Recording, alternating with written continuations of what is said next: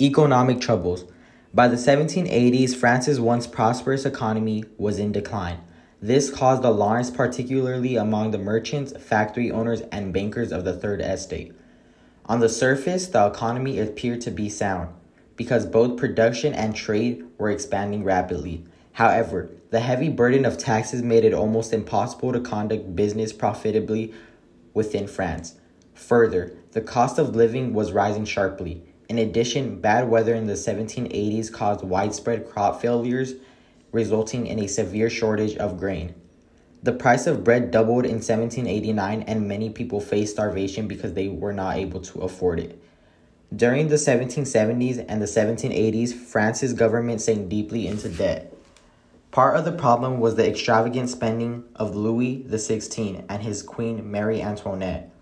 Louis also inherited a considerable debt from previous kings, and he borrowed heavily in order to help the American revolutionaries in their war against Great Britain, France's chief rival.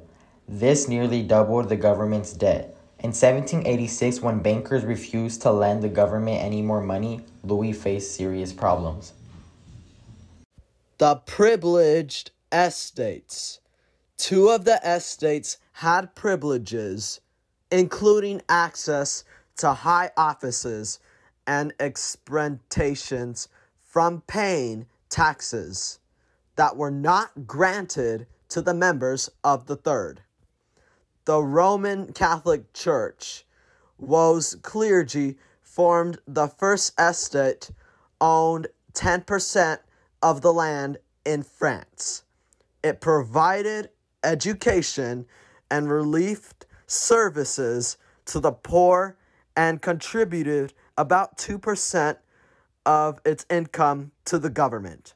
However, the Roman Catholic Church paid no taxes on the land it owned. At the same time, this land produced vast sums of money in rents and fees. Bishops and some other higher clergy controlled this wealth and became very rich. The second estate was made up of rich nobles.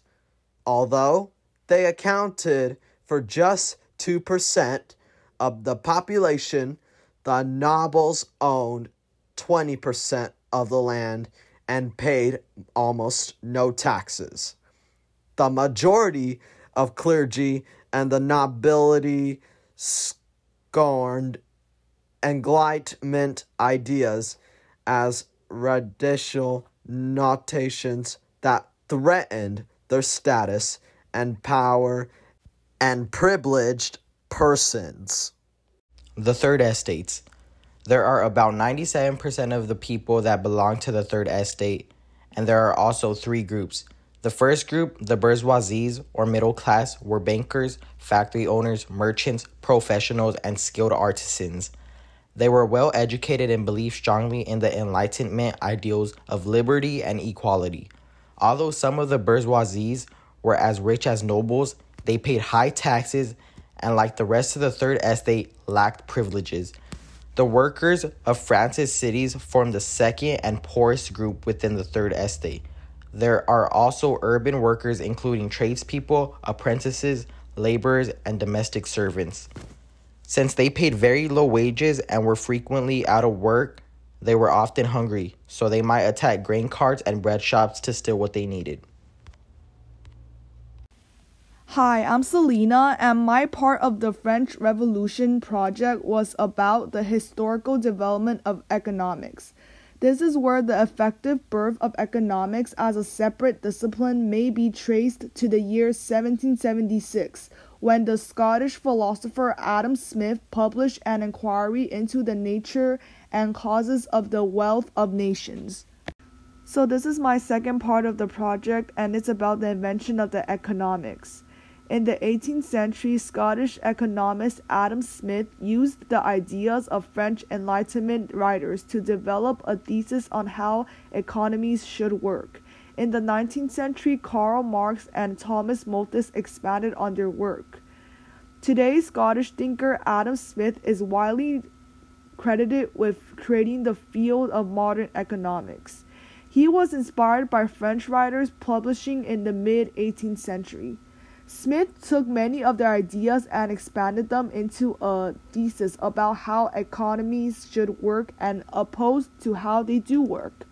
Thomas Malthus and Karl Marx had decidedly poor reactions to Smith's treatise.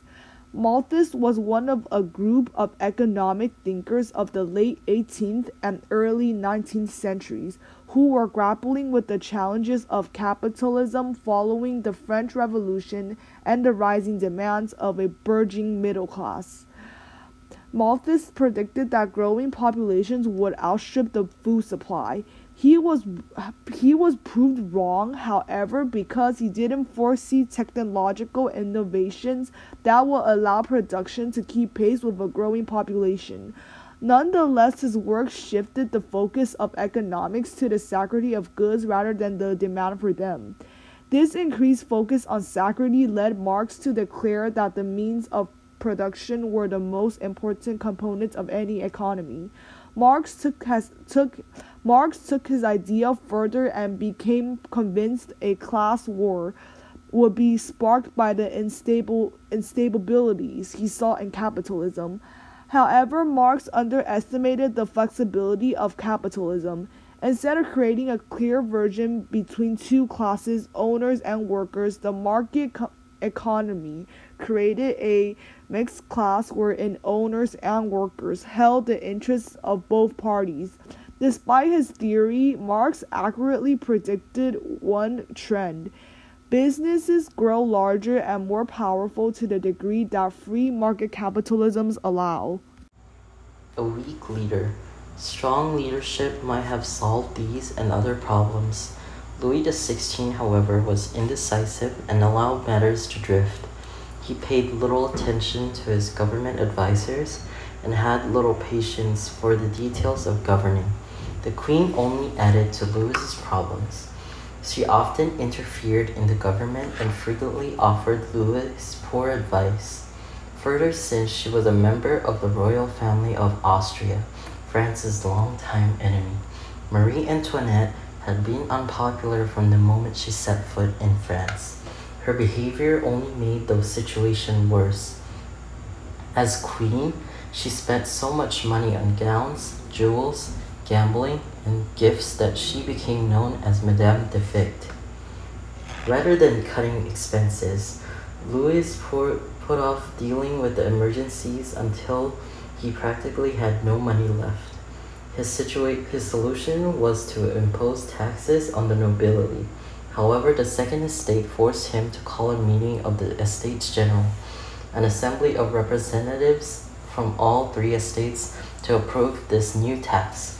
The meeting, the first in 175 years, was held on May 5th, 1789 at Versailles.